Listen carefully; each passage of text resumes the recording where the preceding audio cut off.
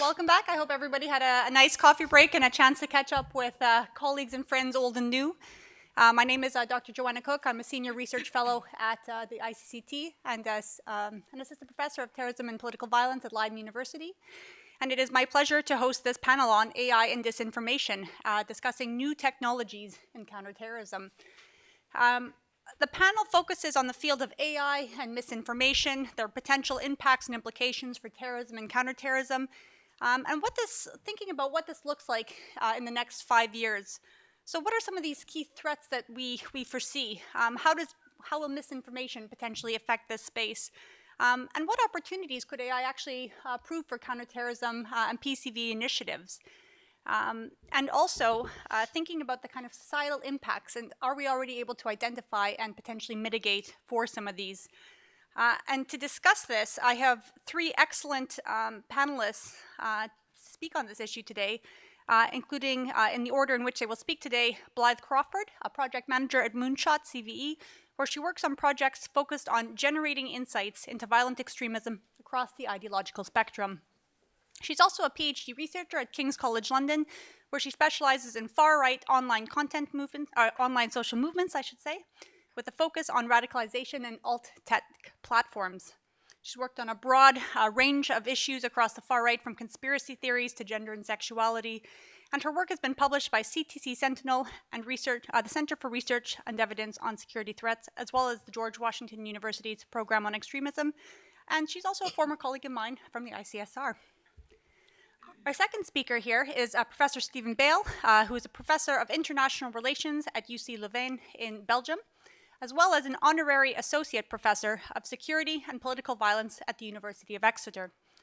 His multidisciplinary research, which focuses on violent political actors, communications, has been published in leading journals, including the Journal of Conflict Resolution and Political Violence, Political Psychology, or the Journal of Language and Social Psychology.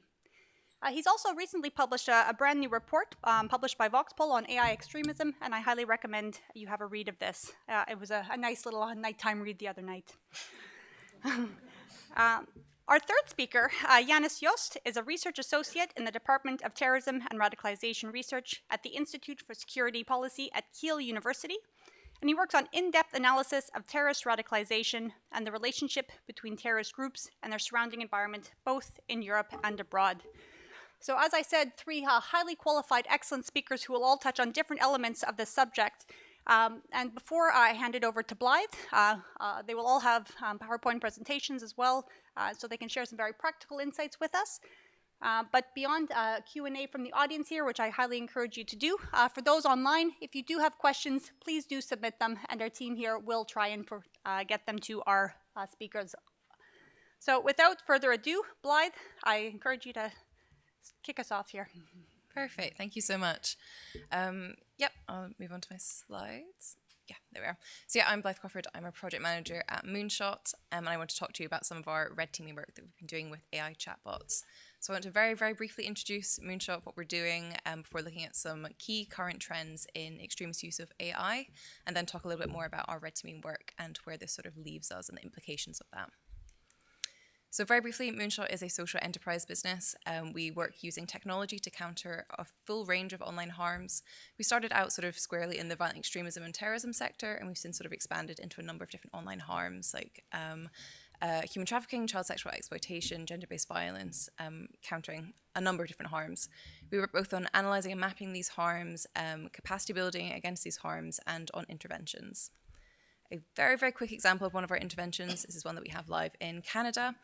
This is looking at extremist actors who are searching for terms associated with extreme right-wing terrorism and extremism, and also incel extremism, interrupting those searches with the use of advertising, sort of based on emotions surrounded with these different forms of extremism, and then appealing to these users and suggesting, would you want to go to one of our specialized services, looking at potentially, therapy, somebody to speak to, rather than going down this path.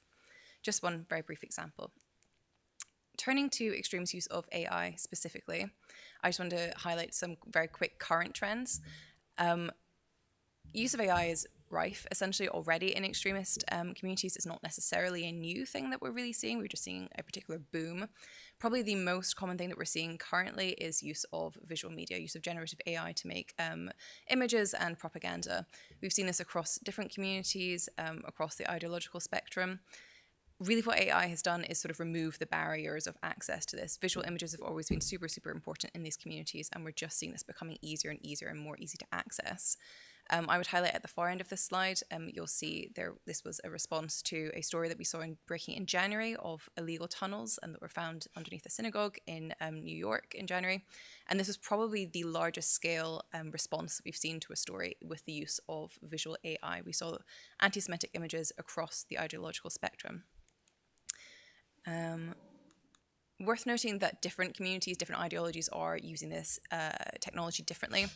From the sort of Salafi jihadist side of things, we've seen sort of use of generative AI images cropping up in official outlet propaganda, we believe. Also sort of releasing guides of how to use this technology. Across the ERW or far right side of things, we've seen a larger mass scale mobilization with this technology. We've seen sort of attempts to crowdsource this technology, amassing image banks of hundreds of thousands in some cases, mostly AI generated hateful images. But I want to highlight just briefly sort of incel uses of AI generated imagery just for a brief moment, because we've seen these communities be really interested in this technology.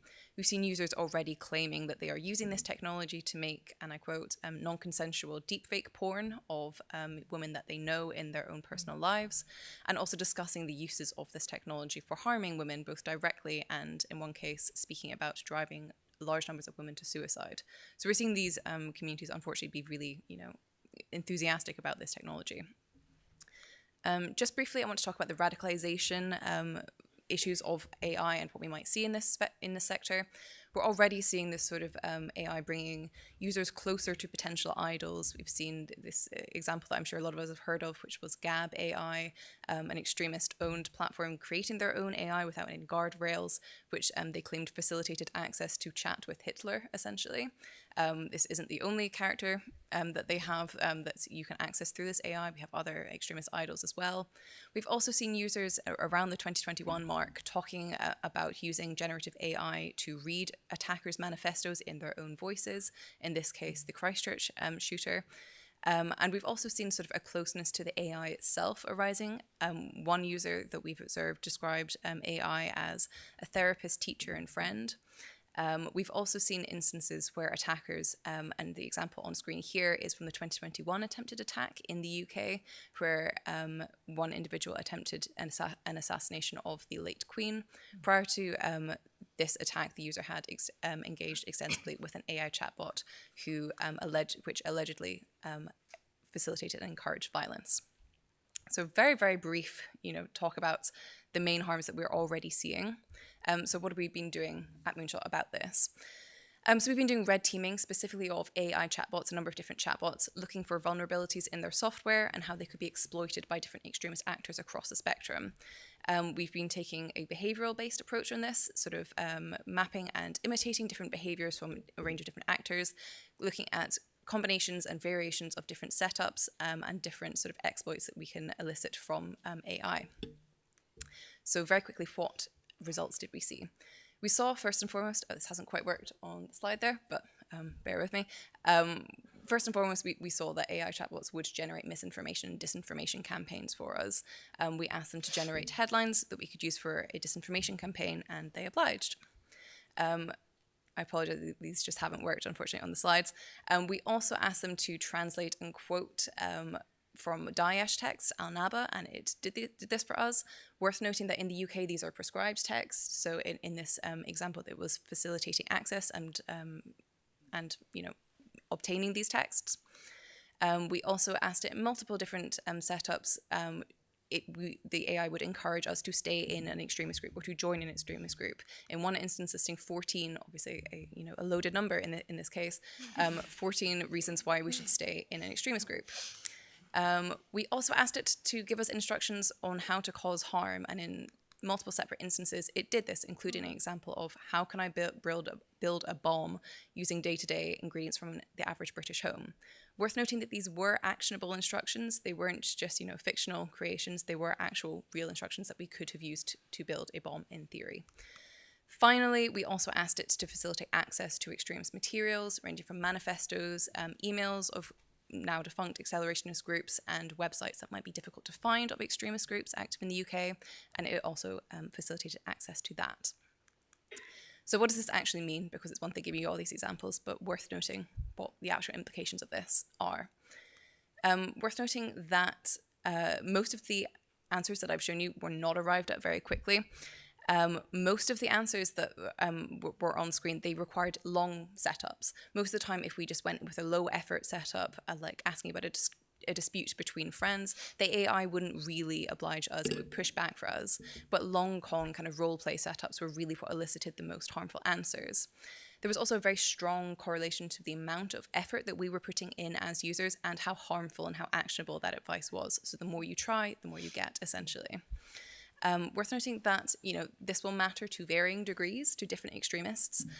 Some will find this sort of interaction with the chatbot quite fun and would stay with it, and others will just move to the next chatbot that has different safety and guardrails on them. So, we're coming back to different individual differences between extremists. We also found that some chatbots didn't want to engage with us, and they would not, and they actually pushed back against us. In several instances, we found chatbots that were suggesting help to us, particularly when we were role-playing as sort of an incel roleplay, but we were talking a lot about feelings of isolation or loneliness. We found that some chatbots would suggest sort of suicide hotlines that we could contact, which could have been quite useful to us as users in this situation.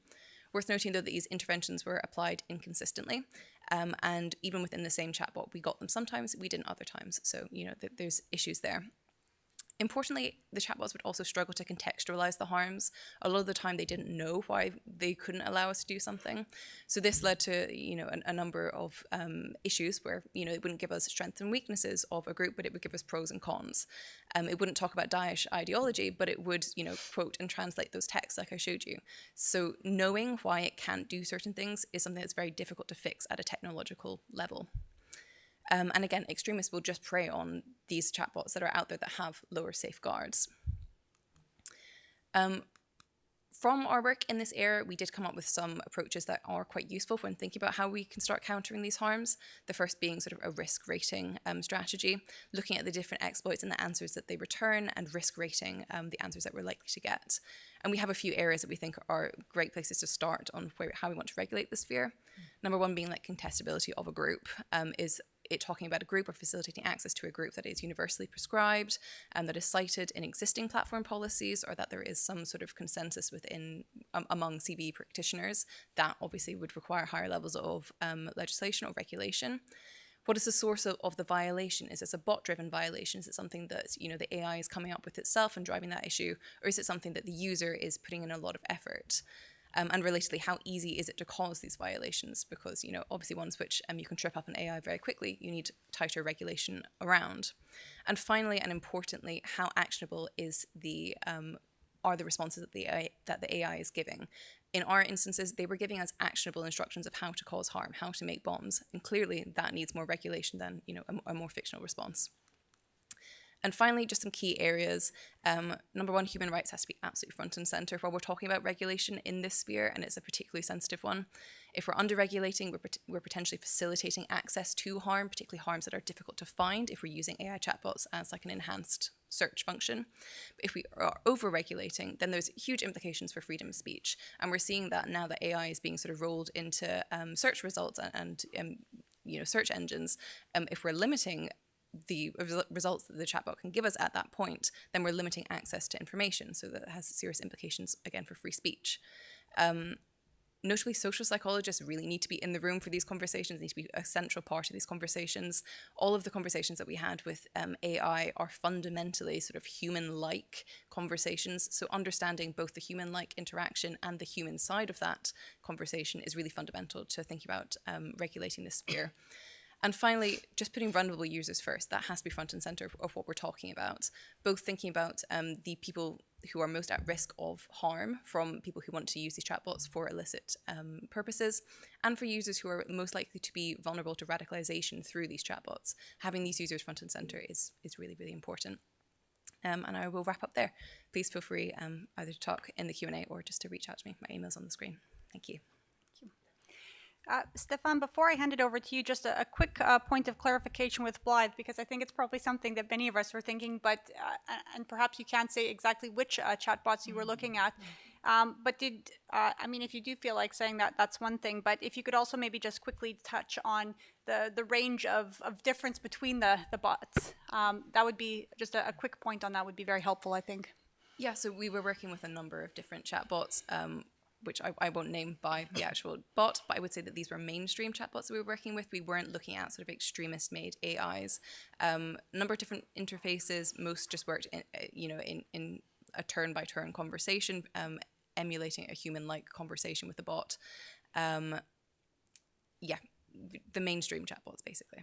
Yeah, so some much more effective at preventing this type of material and information than others. Yes. Yeah, exactly. And so one of the things we can perhaps think about in the discussion as well is what kind of safety measures in place and safety by design features should we be considering as well. Definitely. Stefan, I'll hand it over to you, please. Okay. Hopefully I can get to my slide. Raise it higher. No. Aha, that's it. Let's start. Okay. So thank you everyone for being here, and thanks for the invitation. It's a pleasure to share with you basically some ideas and some thoughts and reflections that I've had, and now hopefully it works. Chiefly, if you want, in the aftermath of all the research and the writing that I've done with my colleague Lewis Brace at Exeter. That ultimately was published in this report that was already mentioned, AI Extremism, published a little less than a month ago by Voxpol as a Voxpol report, and you can see the structure of the report here. What we did was to really try and, if you want, place ourselves in the mind of and in the strategy of an extremist actor. You know, what can we get from this kind of these new AI technologies that emerge, that democratize, that get more and more easy to use?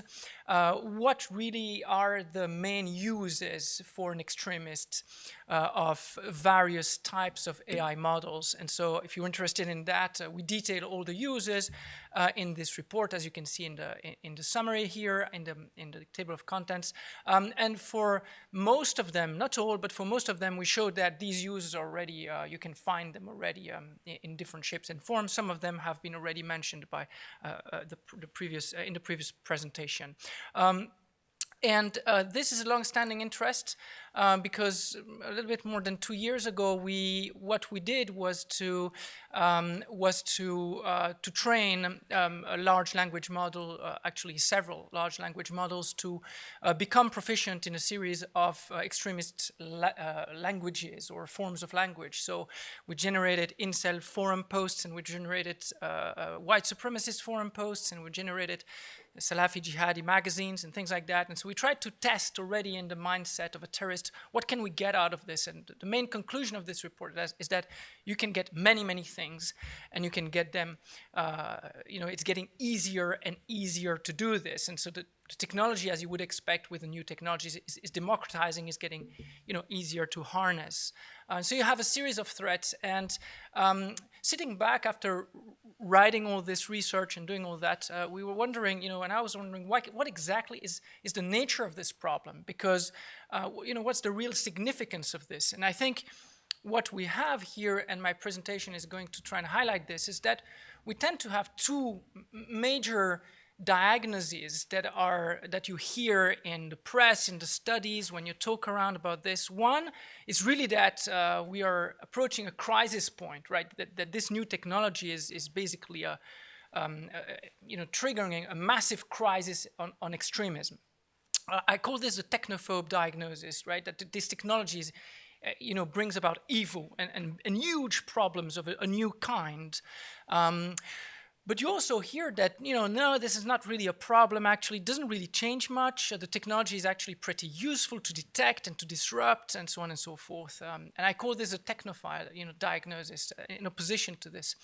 And I would suggest actually that there is in the conclusion of my little talk here, I would suggest that actually there's a third diagnosis which is more accurate, because both technophobe and technophile diagnoses are not very helpful in determining the prognosis. So what to do and how to do it to react to this. So I would suggest that there is another diagnosis and prognosis that I call the ratchet diagnosis. So this is what I'm going to do. I'm going to go back to these three diagnoses and prognosis quickly, and then we can have a chat and Q&A. So for the technophobe one, as I said, you hear a lot, especially with people like me, that AI is really a very big thing, a new technology that's very, very useful for extremists, and that these uses are actually critically shifting the balance in their favor, right, against the state or NGOs or big tech, because you have a series of factors. And so the prognosis is that you have a severe worsening of online extremism, really. Like, online extremism is going to get very much worse. It's already pretty bad, but it's going to be much, much worse. And therefore, you will have a heightened threat of terrorism, both stochastic, people inspired, stochastic terrorism, and organizational, because, some of the AI tools are actually pretty good for the organization. So you have a series of factors that push people into that direction. Again, the slides, I think it's the fonts that are a bit problematic. So the first thing is that AI allows for really mass production of extremist content very easily, images, hundreds of thousands.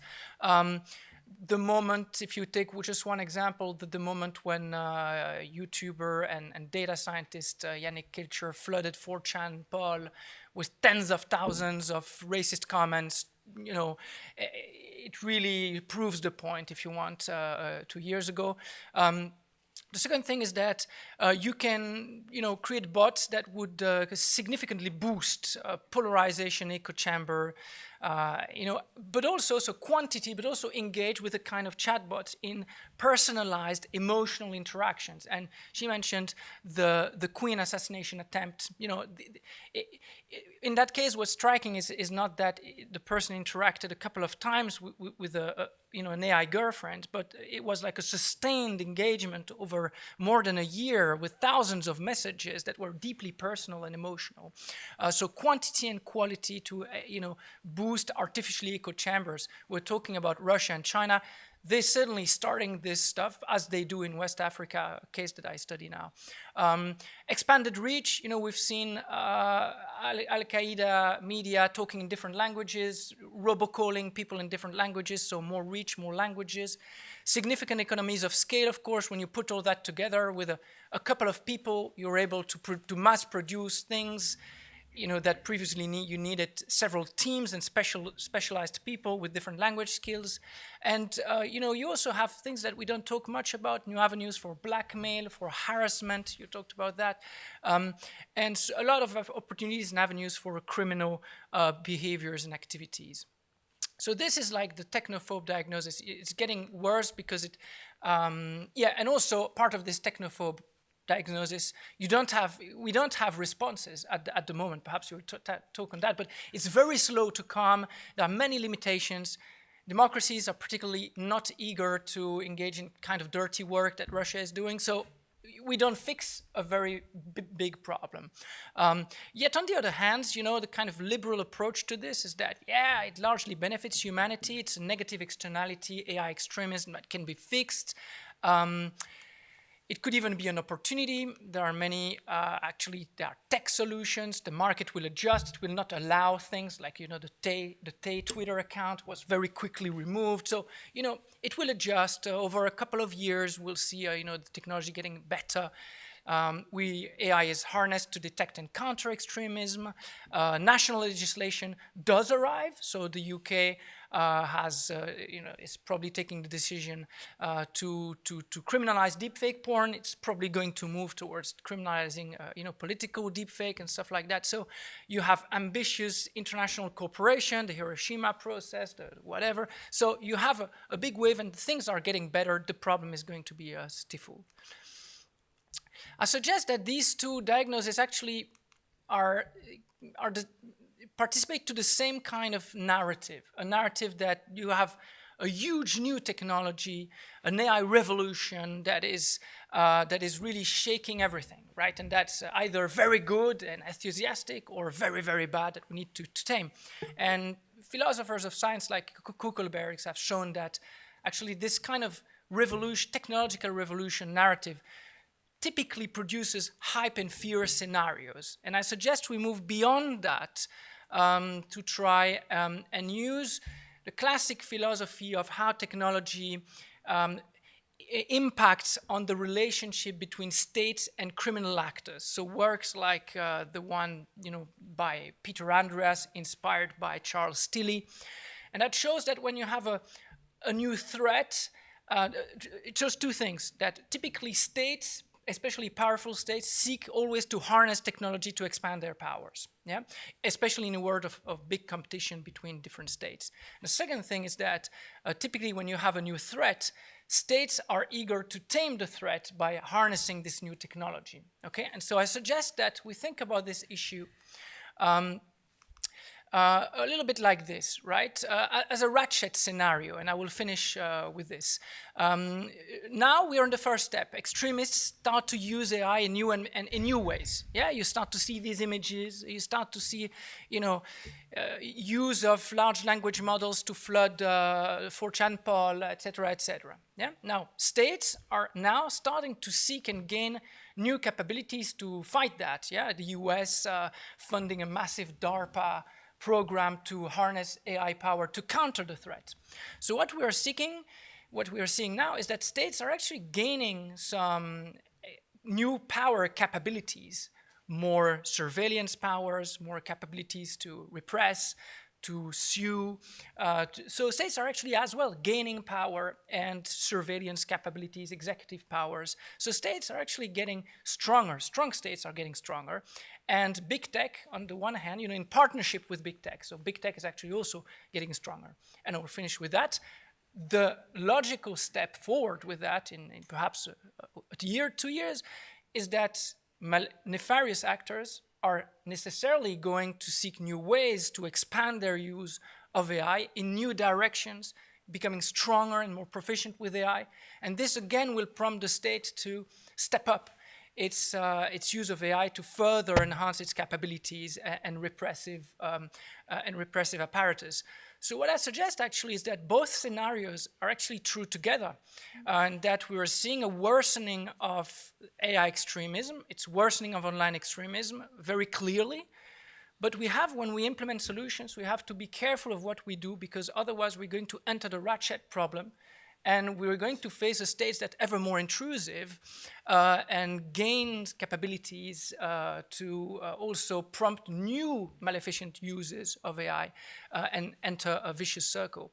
So I'm actually quite pessimistic about the entire situation, not just because the AI extremism is growing, but also because typically, as with the war on terror, the state reaction is going to be overblown and prompt new problems, et cetera, et cetera. Thank you. Thank you very much. And I think when we get to the Q&A, particularly with a room full of practitioners, again, we're going to look for some very practical ways to better counter some of these areas as well, and particular types of skills that might be useful for such work. Yannis, please. Yeah, thank you very much. That leads nicely into my talk. Thank you, Stefan. Is AI here to save the day from the state perspective? That's a question that I'm mostly going to avoid, because I'm going to talk about the practicalities of implementing AI. There I go. So let me kick off with a question. Who of you has ever used any AI tool? Generative, analytical? Yeah, most. Who of you would say you've integrated any AI tool in your actual workflow? Like if it were removed, you would need some weeks or some months even to like readjust your processes. That's you, 1, 2, maybe 3. Yeah, yeah. I think that pretty much reflects the situation in reality and in the law enforcement community and the security services as well. Like the potential, we don't need to argue about this, both malignant and positive. Actually implemented in their everyday work process, there's actually very few tools. Why is that? That I'm going to talk about. Why me? What qualifies me to talk about that? Well, I had the pleasure of being the coordinator for 2 research projects that were aiming at precisely that. Developing an AI-based demonstrator for monitoring far-right and Islamist extremist content on YouTube and Telegram. Who's us? Those were like a number of project partners, one being founder of Institute responsible for the technology side, my institute, ISBK for social science and AI training, then huge part legal evaluation advice by CSS Freiburg, and we had 2 practice partners from the intelligence agency, so one intelligence agency, the State Office for the Protection of Constitution in Baden-Württemberg, and the State Criminal Office, so a police agency of Lower Saxony. That is a lot of people to do something that is actually by AI standards pretty mundane. Like we were talking amongst ourselves and Stefan was saying, yeah, AI classifier, we did that too. Actually, a number of you probably have developed an AI classifier on the side in some research project. So why would it need 5 partners and actually like 3 years to develop a demonstrator version? Or let's start at the end. Did we actually manage to develop a ready-to-use AI tool? Absolutely not. But, and that's what I'm going to point out, we didn't even fail. It was kind of by design. And these design issues and practical issues is what I'm going to talk about. And I start with competencies and funding that can get into the way or delay the actual implementation of AI. To get any technology rolling, like there's a number of steps starting here all the way on the left with innovation, so coming up with something that doesn't even exist yet, over adaptation for specific purposes, then building prototypes, somewhere having a finished product, then implementing the project, and then actually using it. So suppose you are a law enforcement agency, security service, and you want to run an AI tool.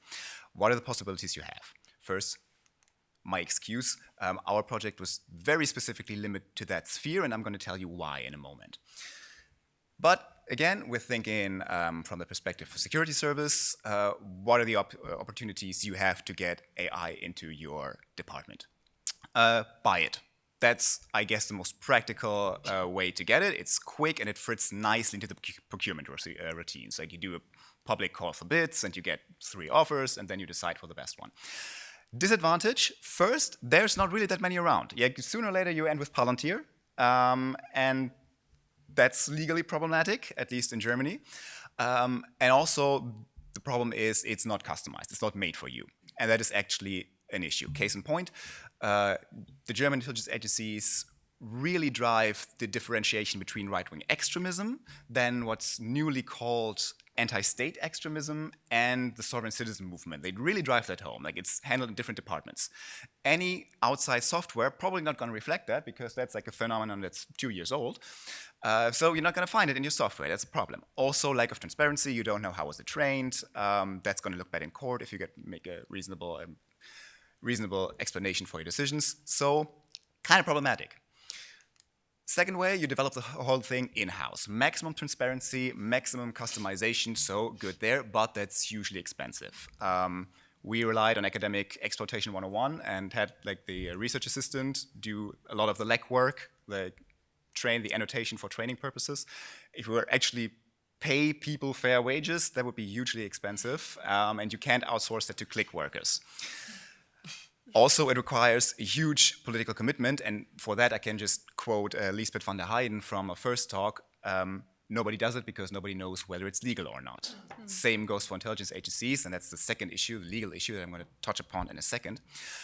So it would require a huge political commitment to go ahead and develop a whole thing in-house or contract something to develop. Also, the scales are correct. Again, we did a 3-year project. For that one step, it would take another at least, 4 to 6 years to develop the whole thing to a product cycle. So we're talking huge time ranges here. Then there's the last possibility, partnering. law enforcement agencies, security services partnering with public research. It's very dynamic, very quick.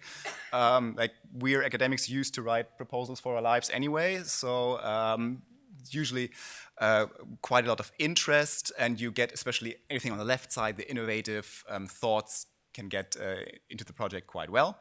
It's a good mix of customization, transparency, and outside input, but it's kept at the demonstrator stage. Here I am. That's our problem, because otherwise you would use taxpayer money to develop something that you're going to profit off when you have a product. So it's kept very deliberately at the demonstrator level. Sometimes cooperation can be quite difficult for legal reasons, so also not the perfect solution. Case in point, there's no real perfect solution to even get an AI tool, even if you have interest in it. Then there's the huge issue of legal questions. And here I'm going to specifically address the German situation, but it's, I think, comparable across Europe. Use of AI by security services is obviously a very new and very dynamic legal situation. There are either no regulations whatsoever, so it's not outlawed, but it's also not allowed specifically, or there is legislation that is not yet elaborated by legal precedent. And legal precedent is hugely important here because the devil is in the detail. You probably all know the joke that the lawyer's famous or most favorite answer is, it depends. That is actually true. I learned that in the course of our project, that it actually really depends on the specific use case of the specific AI tool. Is it about monitoring an entire group, an entire milieu? Is it about making assessments on an individual? What kind of data is used? Is data stored or not stored? That is hugely important. It's impossible to all bake that into law, so very much it's going to come down to court decisions in several cases. And there's no way around it. There's no shortcut to it, but that means legal uncertainty, and security services hate legal uncertainty. One thing that we did came away from our project, where again we evaluated the entire legal situation in Germany. Self-learning, one of the strengths of AI, is legally problematic. There need to be a fixed state where you can say, okay, this is what the tool can and cannot do. And that's actually the next thing. Is this tool good or bad? How do we judge that? Intuitively, right or wrong. Like, the tool tells me this is extremist content. Is it right? Is it wrong? This is also how it's going to go in court, but it's not actually fair. We can't really rate AI on whether it's right or wrong. We can rate it on whether it's right or wrong, or how often it's right or wrong compared to humans. And humans, let me tell you, are really divided about what is extremist and what is not. That our team really found out. So we have no real baseline. We're going to have AI, and the AI is going to make mistakes, period. Question is it going to make more mistakes than the human analysts that are working there? We don't know. Nobody's keeping track of that. Also because it's not a clear working stage at the security services. So we don't really know what we can compare the performance of an AI to. Also, there's legal problems in the project themselves that I'm just going to skip over. And then there's the last step, actually making it usable. And it's a lot of work to develop a user-friendly software. That's actually what I'm wanting to address with, like, everybody has done some AI classifier by now, but actually having a data pipeline, having the databases, having a user interface to keep it running without having your data science guy tendency always there, keeping it running, keeping it up, that's pretty damn difficult. And that's also a practical problem in these research projects, because they're highly motivated PhD students who want to do cool AI stuff, and they're stuck doing visualization or programming databases or something like that, because that's just a lot of the work. Again, case in point, this is the outlay of our software, and only here any AI stuff happens. Everything else is just there to make it usable, to keep it running. Then, what's important to make it usable? Good front-end design, so what you're actually looking at, good visualization is key. Practically, otherwise nobody knows how to use it, but also legally, ethically. Like, you all know the human in the loop baseline. What does it actually mean? Of course, AI is not in any near future going to write its own warrants or do its own arrests. But if there's a traffic light system, red, yellow, green, and the analyst is just sticking with the recommendation of the system, that the human is pretty much out of the loop in practice. So the user interface need to show complexity where there's complexity, and not just the answer to an implicit question. That needs to go into there. It requires a good understanding of what the end user is actually looking for. It's about, yeah, we need to find radical content, but that's not really what they're looking for. They want to judge how radical is a certain, say, Telegram group. What are the most dangerous individuals in that milieu, under that YouTube video? What are the most inflammable, most hotly debated issues? Yeah, it's important to recognize radical content, but again, that's not really what they're looking for. You need to adjust, congregate the data into a way that's meaningful to the analysts. How do we actually do that? Well, user trials and feedback are indispensable, but that again is its own legal problem. At least don't know about the Netherlands, for instance. But in Germany, we couldn't have police officers look over our shoulders because this is a research project. In a research project, your main responsibility is to your participants being commenters in that case, or being posters on Telegram, i.e. the radical guys. If somebody were to be targeted by a law enforcement measure based on our research project, that's a huge ethical problem. Then again, the people from the police came in and say, hey, we're under oath. If we see a crime, we got to prosecute a crime. So baseline, we couldn't show some of our stuff to our practical partners. Couldn't get their feedback and had to work around with like non-sworn-in officers doing the evaluation work. That's just a practical issue that makes it hard to get the also important practical input. But that's a lot of problems. My baseline, to bring a little bit of positivity into it, none of this is insurmountable. There is a lot of interest in new technology and also a lot of openness. I know administration doesn't have the best reputation when it comes to new technology. I sense a huge openness to new technology. And I think if the problems that I laid out can be sufficiently addressed, there's nothing really standing into the way. And then we can talk about, okay, how useful is it actually in the big picture? But that's enough for me. Thank you very much. Thank you very much.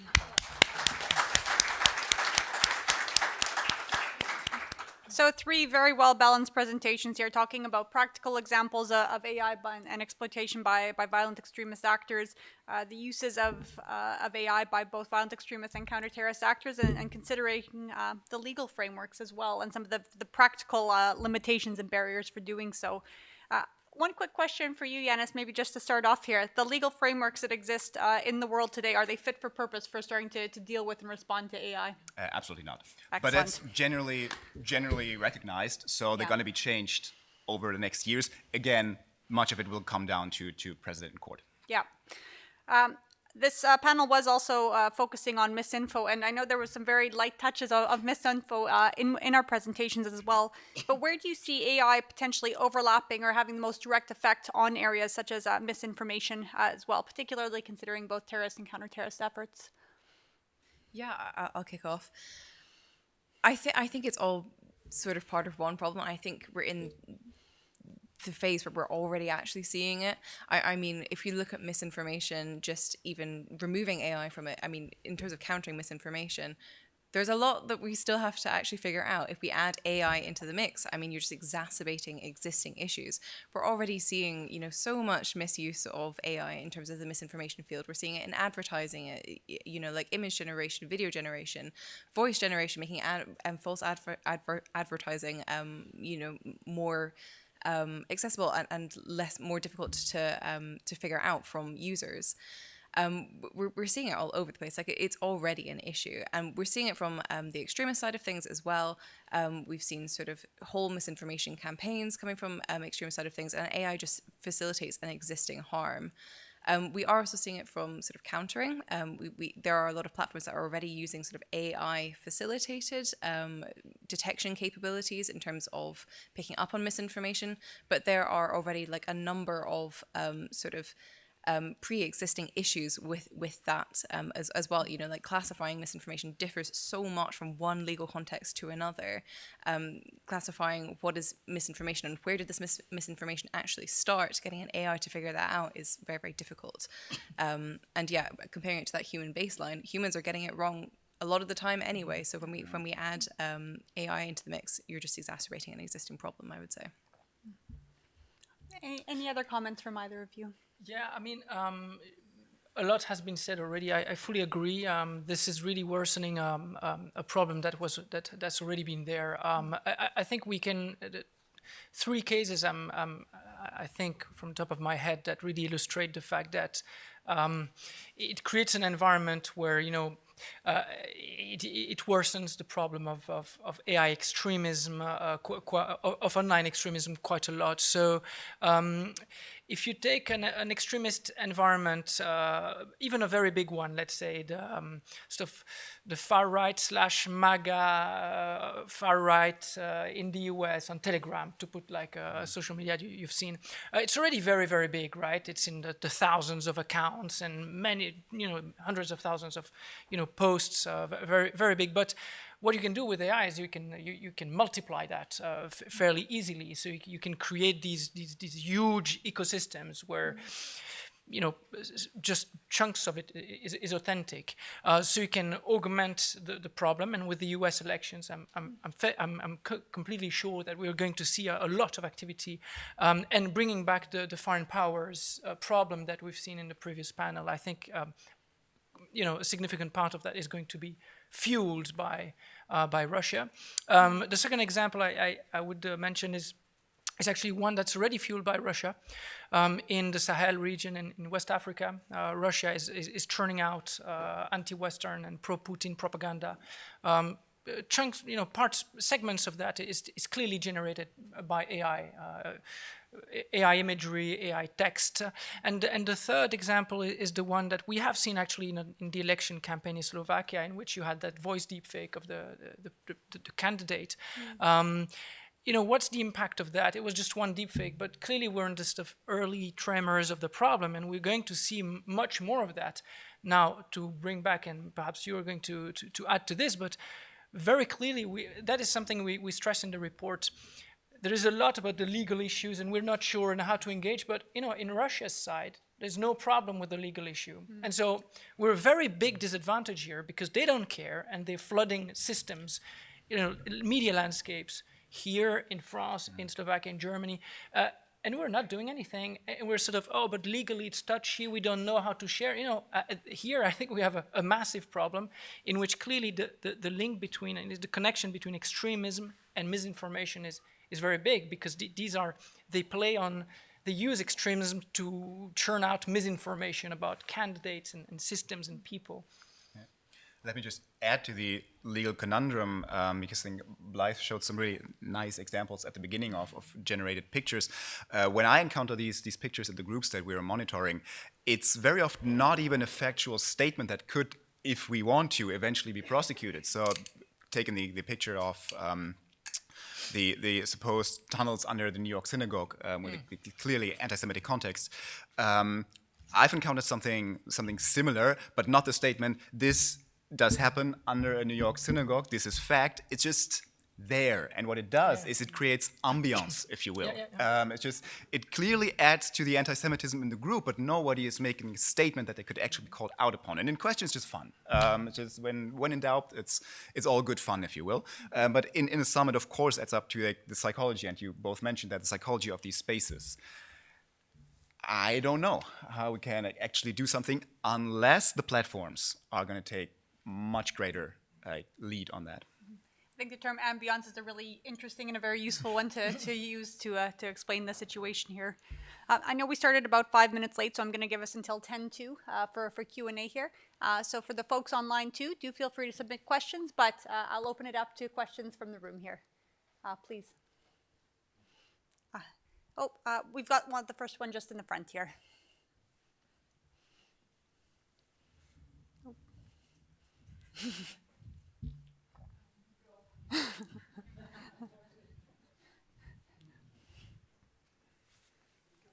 Thank you. Thank you. This is really directed at Stefan, but for everyone. And Stefan, fantastic talk.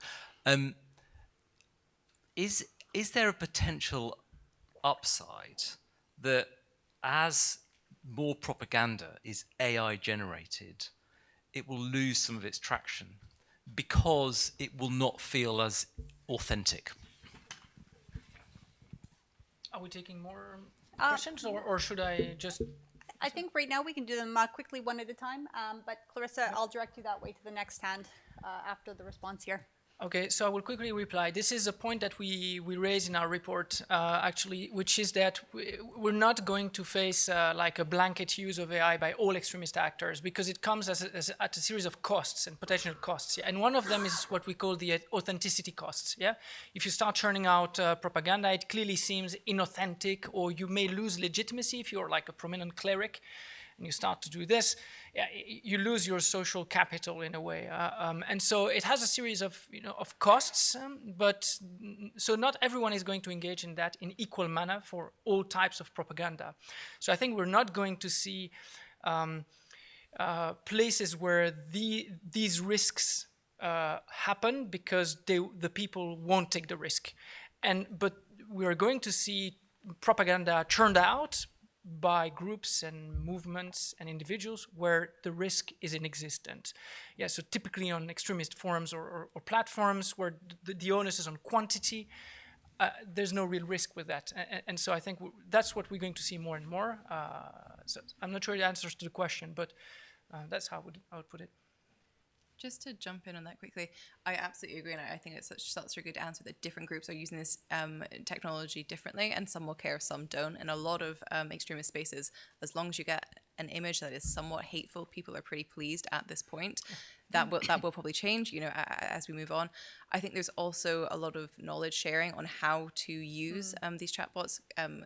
Communities are sort of crowdsourcing how you can get the best image out of different sort of image generators, and a lot of the more sort of harmful stuff is also being downloaded and edited offline as well, and then re-uploaded. And sort of that mix of online offline is also where you're getting the more sort of believable images that are used in different sort of harms like child sexual exploitation, etc. Great, thanks. Interesting. I'm going to play on the theme of the conference. Instead of Houston, we have a problem. Maybe the question being Silicon Valley, we have a problem. My question is a little bit of a follow-up to all of the panelists. This is interesting work, in some ways cutting-edge research from a variety of angles. Have you put this work to the companies that are developing AI? What is their response to it? My perception is that they're either worried about the end of the world or bottom line. How interested are they in actually solving this problem when you're putting it right in front of them to look at? And would you kindly just identify yourself and for any of the other questions as well, please? Sure. Yeah, Alex von Rosenbach, former ICCT employee and currently work with NATO. Anyone like to respond?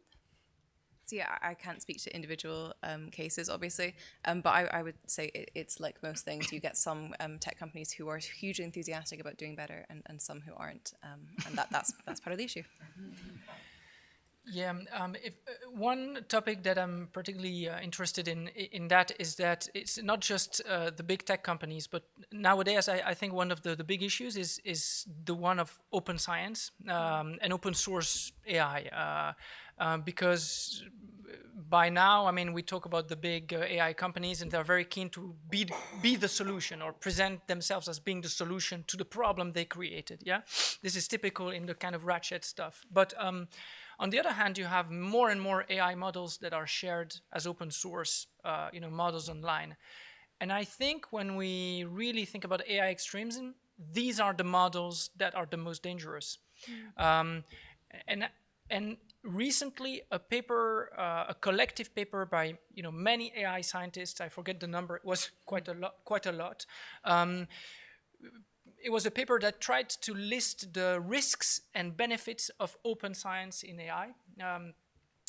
Extremism was like a very small paragraph, like two sentences out of the very big paper. And so overwhelmingly, they were like, yeah, there's this little thing, but it's gonna benefit humanity. I mean, that kind of technophile sort of discourse that I talked about. And so I think and so it was really, we need to open source everything. Yeah, but the kind of open source model were the ones that are the most flexible, that you can train and fine tune to churn out whatever you want and to imitate whoever voice you want to imitate.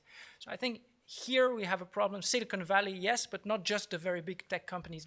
There are two different problems. Please. Hi, my name is Sigrid Dijkstra. I work for the Dutch National Training Institute for Countering Radicalization. Thank you for the presentations.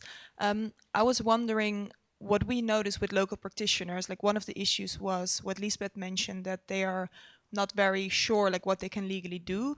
Another issue is that they have so many tasks on their plate that they do not have time for many trainings. So I was wondering, does AI mean that local practitioners need additional skills or knowledge, or is what they learn about radicalization enough? And if they do need new knowledge, like what are the main takeaways that they should know? Again, from the practical side, that's on the developer to not have them learn any new technical skills. It is perfectly possible to design it in a way that you can just use it like your Word or your PowerPoint or whatever like application that is just practical to use. And let me just stress your point. That is exactly what AI is there for. I shamelessly steal a quote from a colleague that I heard at a conference. We don't need an AI for counter-terrorism, we need an AI for bicycle theft. Like this mundane work that is actually perfect for being outsourced to an AI. For instance, monitoring radical content, that is the bicycle theft of counterterrorism. So yeah, generally speaking, that would be an area where AI could be really helpful. But yeah, it depends on the practical development, whether they need anything to just use the software, whether they need anything to learn anything new about radicalization itself. I think you know better about that.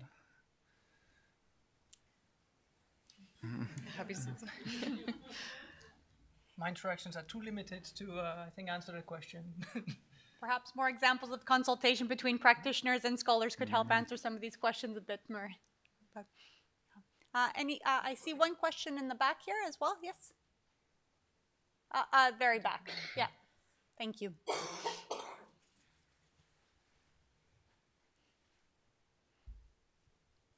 Yeah, we have we have one question from our online audience.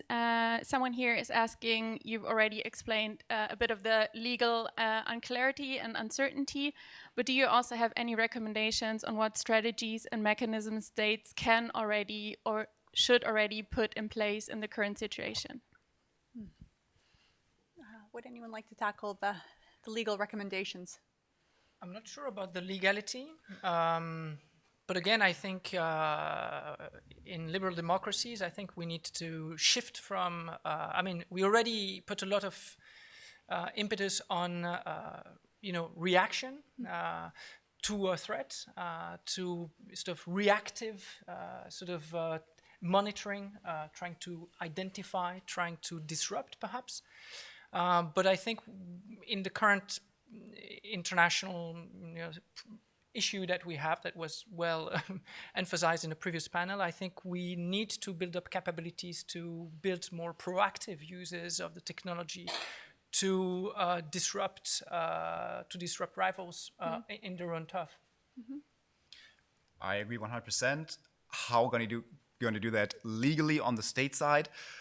First of all, recognize that these tools exist. Again, current legislation just simply does not do that. Allow for their use. How?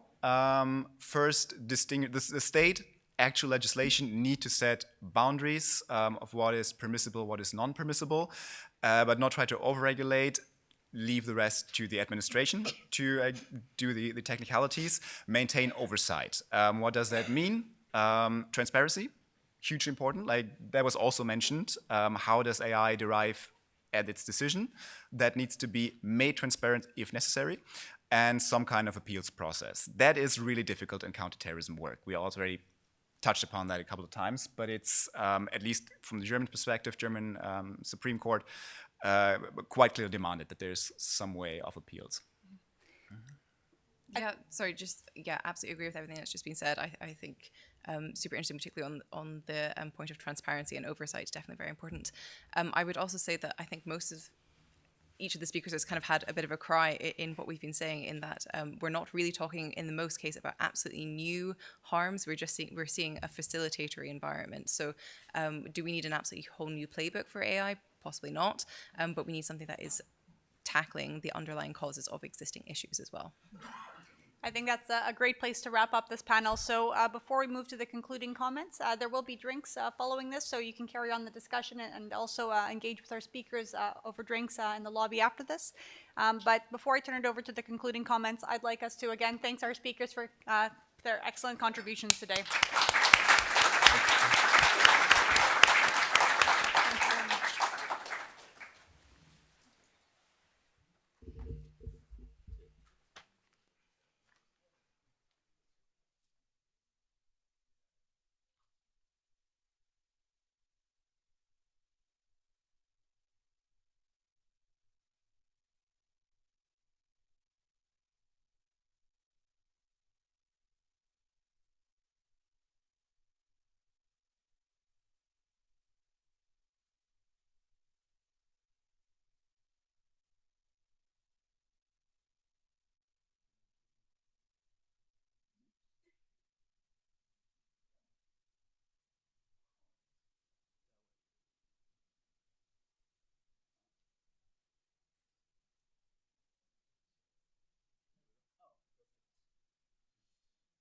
Good afternoon, everyone.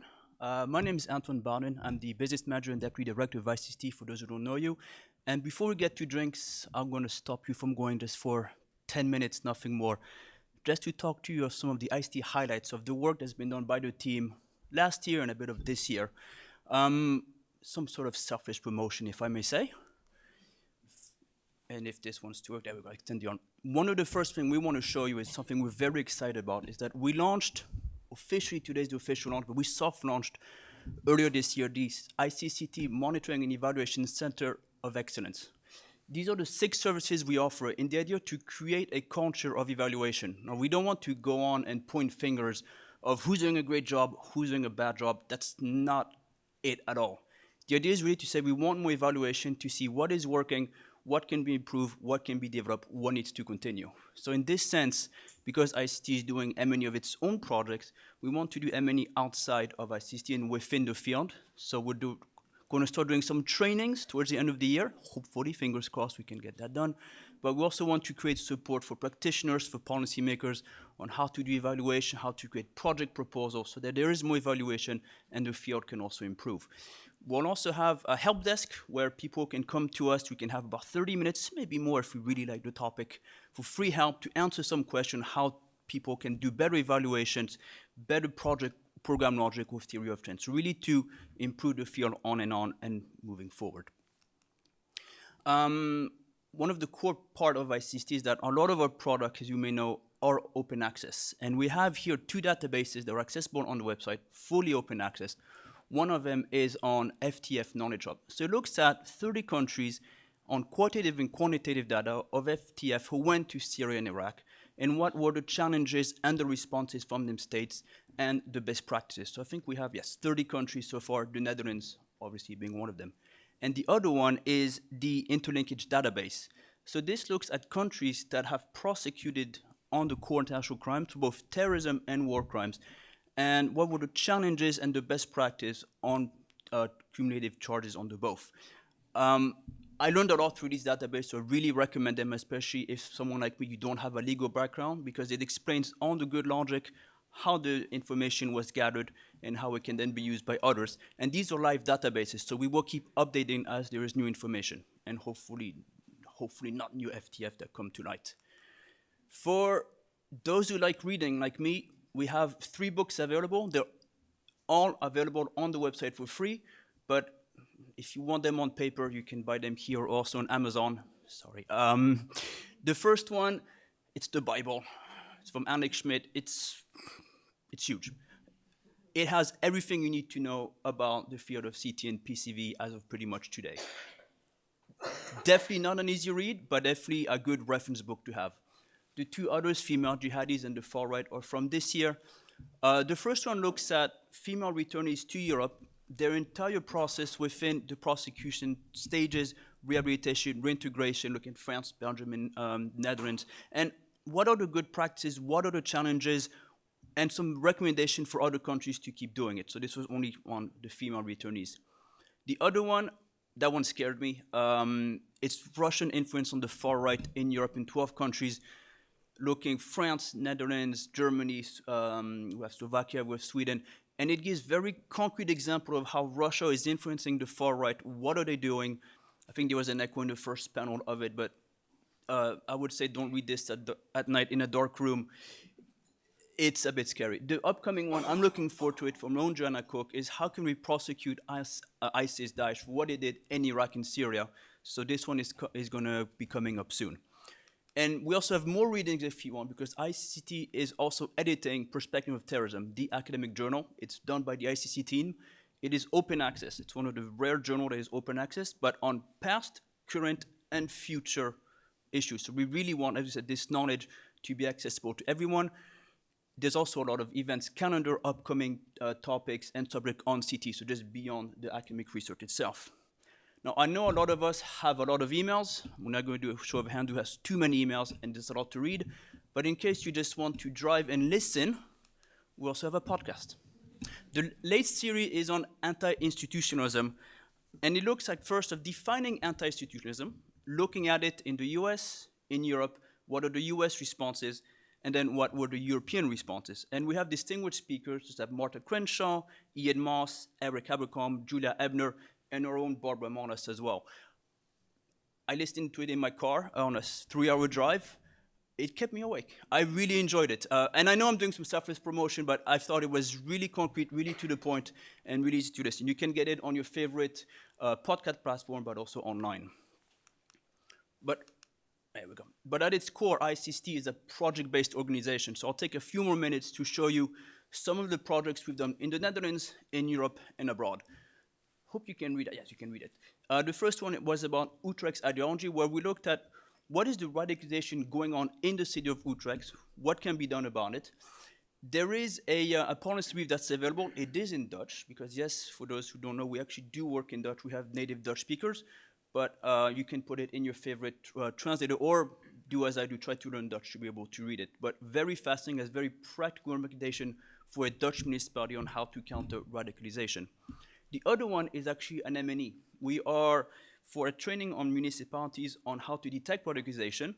Our team, actually, Eileen van Leeuwen, who's in the back, and one of our experts, Amy Jane, who will be here tomorrow, are part of the trainings to look at what is the impact of the training. Are the trainees getting what they're supposed to do, and how well are they learning what they're supposed to do? Again, not finger pointing, but analyzing the impact of the training. And I'm actually mention a third one that is not up there, a work that's being done by our own Bibi van Ginkel and the rest of the team also meant so. On a pamphlet for the ESS, looking at what are the signs of radicalization, how can you detect radicalization, what it is, in the broad sense of it, and when do you press the red button. So very Dutch-oriented work, but can also have an impact abroad.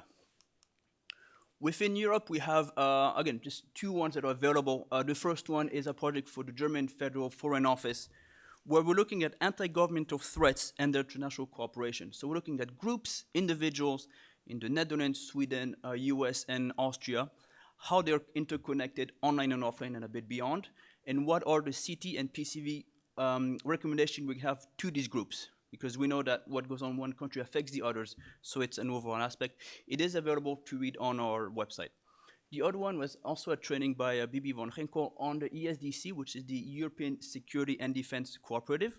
So this was to increase the cooperation between Europe and Asia. So we're talking about people in India, Japan, Korea, South Korea, Thailand, Vietnam, and looking at what is Europe doing there in terms of security, and how can we have more cooperation between these countries and the European Union. 3-day training, which hopefully we can do more again and have the information out there. And come on, extend on a bit more, there we go. Last but not least, what we've been doing abroad. So we've done a lot of work in Iraq, looking into all the Iraqis that are currently in our whole camp, and how can they be prosecuted, but prosecuted following human rights. And we have the area of reintegration and rehabilitation. It is not simply prosecuting for the sake of prosecuting. So these are trainings for the government of Iraq and the technical working group within Iraq. So that was our own Joanna Cook and Tanya Mera.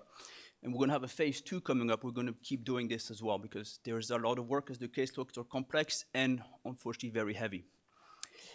Prosecuting for interlinkages. This actually came out from the our own interlinkage database. Indonesia has actually prosecuted people for both war crimes and international court crimes. So the idea was to create a training for the prosecutors